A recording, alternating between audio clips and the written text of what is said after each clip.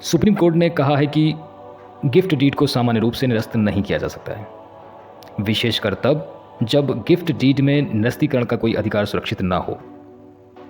चलिए सबसे पहले बात कर लेते हैं कि गिफ्ट डीड होता क्या है। अक्सर आपने सुना होगा बैनामा, सेल डीड।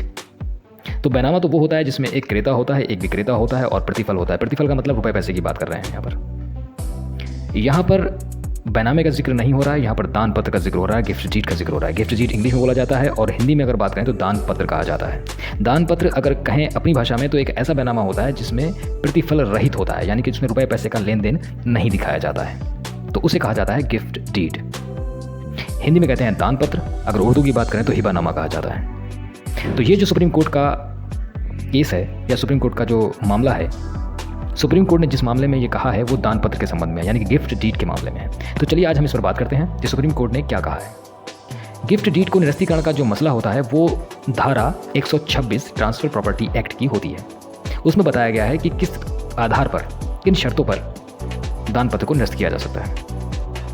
तो हम बात करते हैं सुप्रीम कोर्ट ने दान पत्र के निरस्तीकरण पर क्या कहा है। सुप्रीम कोर्ट ने कहा है कि दान पत्र को सामान्य रूप से निरस्त नहीं किया जा सकता है, यानी एक बार अगर आपने दान पत्र लिख दिया है तो फिर आप उसको निरस्त नहीं करवा सकते हैं, और ख़ासतौर से तब जब उसमें निरस्तीकरण का कोई अधिकार सुरक्षित ना हो। यानी कि आपने जो सेल डीड यानी कि जो आपने दान पत्र लिखा है उसमें अगर आपने निरस्तीकरण की कोई शर्त नहीं लिखी है, यानी कि निरस्त करने की कोई शर्त अगर नहीं रखी है, तब आप उसको निरस्त नहीं करवा सकते हैं। इस निर्णय में संपत्ति हस्तांतरण अधिनियम यानी कि ट्रांसफर प्रॉपर्टी एक्ट की धारा 126 के अनुसार गिफ्ट डीड यानी कि दान पत्र को निरस्त करने की शर्तों को भी स्पष्ट किया गया है।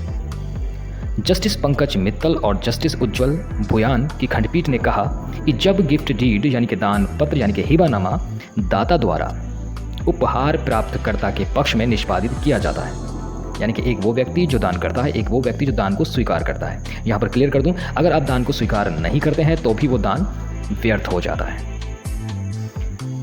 तो गिफ्ट डीड करने वाला व्यक्ति और जिसके पक्ष में ये गिफ्ट डीड लिखा जाता है, उसमें उपहार यानी कि गिफ्ट यानी कि दान का उद्देश्य निर्धारित किया जाता है।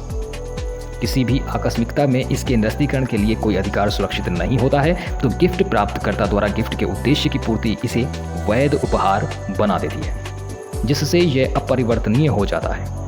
अपरिवर्तनीय हो जाता है से तात्पर्य यह है कि इसको फिर निरस्त नहीं कर सकते, यानी कि इसका परिवर्तन नहीं कर सकते। इस मामले में अपीलकर्ता प्रतिवादी ने वर्ष 1983 में खादी, लुंगी और खादी यार्न के निर्माण के लिए वादी प्रतिवादी को मुकदमा संपत्ति हस्तांतरित करने के लिए गिफ्ट डीड निष्पादित किया था, जिसमें वादी को व्यक्तिगत लाभ के लिए संपत्ति का उपयोग करने से प्रतिबंधित करने की शर्त थी। इसमें एक शर्त लगाई गई थी, यानी कि वो अपने व्यक्तिगत लाभ के लिए संपत्ति का उपयोग नहीं कर सकता है, ये शर्त थी उसमें। डीड में निर्दिष्ट किया गया था कि ना तो दाता और ना ही उनके उत्तराधिकारियों को हस्तांतरण के बाद संपत्ति पर कोई अधिकार रह जाता है। गिफ्ट दाता की पूर्ण सहमति से किया गया था। डीड पूर्ण था जिसमें निरस्तीकरण की कोई शर्त नहीं थी और केवल संपत्ति के इच्छित उपयोग को निर्धारित किया गया था, यानी संपत्ति का कैसे इस्तेमाल किया जाएगा वो बताया गया था। हालांकि वर्ष 1987 में अपीलकर्ता प्रतिवादी ने गिफ्ट डीड निरस्त की, जिसे वादी प्रतिवादी ने इस आधार पर कब्जे की वसूली के लिए मुकदमा दायर करके चुनौती दी कि एक बार खादी, लुंगी और खादी यार्न की विनिर्माण इकाई स्थापित करके गिफ्ट डीड में निर्धारित उद्देश्य पूरा हो गया, फिर डीड में निरस्तीकरण की किसी भी शर्त की अनुपस्थिति में विलेख निरस्त करने योग्य नहीं होगा। अपीलकर्ता का तर्क स्वीकार करते हुए न्यायालय ने कहा कि गिफ्ट डीड को तब निरस्त नहीं किया जा सकता जब गिफ्ट डीड के अंतर्गत ऐसा कोई अधिकार सुरक्षित ना हो। न्यायालय ने कहा इसमें कोई संदेह नहीं कि वैध रूप से किया गया गिफ्ट कुछ आकस्मिकताओं के अंतर्गत निलंबित या निरस्त किया जा सकता है, लेकिन सामान्यतः इसे निरस्त नहीं किया जा सकता, विशेषकर तब जब गिफ्ट डीड के अंतर्गत ऐसा कोई अधिकार सुरक्षित न हो। इस संबंध में न्यायालय ने 3 शर्तें निर्धारित की, जिसमें बताया गया कि गिफ्ट डीड कब निरस्त किया जा सकता है, और उन शर्तों का परीक्षण वर्तमान मामले के तथ्यों के साथ किया, जिससे यह पता लगाया जा सके कि गिफ्ट डीड निरस्त किया जा सकता है या नहीं। चलिए अब हम बात करते हैं किन शर्तों के आधार पर एक दान पत्र यानी गिफ्ट डीड को निरस्त किया जा सकता है। पहली शर्त यह है कि जब दाता और गिफ्ट प्राप्तकर्ता किसी निर्दिष्ट घटना के घटित होने पर इसके निरस्तीकरण के लिए सहमत होते हैं।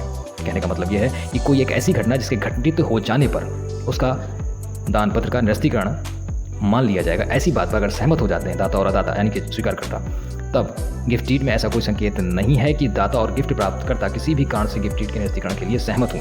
किसी निर्दिष्ट घटना के घटित होने पर तो बिल्कुल भी नहीं। इसलिए गिफ्ट डीड के निरस्तीकरण की अनुमति देने वाला पहला अपवाद इस मामले में लागू नहीं होता है। यानी कि घटना के घटित होने वाली बात, यानी कि आपने कभी कोई दान पत्र किया यानी गिफ्ट डीड किया और आपने ये कह दिया कि यदि कोई ऐसी घटना घटित हो जाती है तब इस दान पत्र को निरस्त माना जाएगा, और दोनों ही उस पर सहमत हो जाते हैं, यानी कि दाता और दान प्राप्तकर्ता दोनों ने मान लिया कि यदि कोई भी अमुक घटना अगर घटित हो जाती है तो इस दान को निरस्त माना जाएगा। जो ये मामला चल रहा है इस मामले में ऐसा कोई भी शर्त उल्लेखित नहीं थी, इसलिए वो दान निरस्त नहीं हो सकता। दूसरी शर्त की बात करें, यदि पक्षकार इस बात पर सहमत होते हैं कि इसे दानकर्ता की इच्छा मात्र से पूर्णतः या आंशिक रूप से निरस्त किया जा सकता है तो गिफ्ट डीड पूर्णतः या आंशिक रूप से शून्य हो जाएगा। यानी कि अगर शर्त ये लगा दी कि जो दान करने वाला व्यक्ति है अगर उसकी इच्छा है, अगर वो चाहता है बाद में इसको निरस्त करना या पूरा निरस्त करना चाहता है या आंशिक रूप से निरस्त करना चाहता है तो ऐसी शर्त मान ली जाएगी। वर्तमान मामले में गिफ्ट डीड को पूर्णतः या आंशिक रूप से या दानकर्ता की इच्छा मात्र से निरस्त करने के लिए पक्षों के बीच कोई समझौता नहीं था, इसलिए ऐसे गिफ्ट डीड को निरस्त किया करने या निरस्त करने की अनुमति देने वाली उपरोक्त शर्त लागू नहीं होती। तीसरी शर्त की बात करें तो गिफ्ट उस स्थिति में निरस्त किया जा सकता है जब यह अनुबंध की प्रकृति का हो जिसे निरस्त किया जा सकता है, यानी कि ऐसा कोई करार आपस में किया गया हो जो निरस्त करने के आधार पर हो, इस प्रकृति का हो कि जिससे कि ऐसा इंटेंशन जाहिर हो कि इसको निरस्त किया जा सकता है। विचाराधीन उपहार अनुबंध के रूप में नहीं है। अनुबंध यदि कोई हो निरस्त करने योग्य नहीं है। न्यायालय ने आगे कहा, इस प्रकार गिफ्ट डीड निरस्त करने की अनुमति देने वाले अपवादों में से कोई भी वर्तमान मामले में लागू नहीं होता है। इस प्रकार एकमात्र निष्कर्ष यह निकलता है कि गिफ्ट डीड जो वैध रूप से बनाया गया किसी भी तरीके से निरस्त किया जा सकता था। तदनुसार दिनांक 17/8/1987 का निरस्तीकरण डीड शुरू से ही अमान्य है, इसका कोई महत्व नहीं है जिसे अनदेखा किया जाना चाहिए। तदनुसार अपील खारिज कर दी गई। अब हम बात करते हैं ये जो मामला चल रहा था सुप्रीम कोर्ट, इसका नाम क्या था, केस टाइटल क्या था।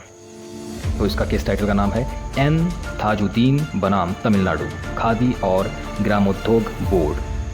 सिविल अपील नंबर है 6333/2013।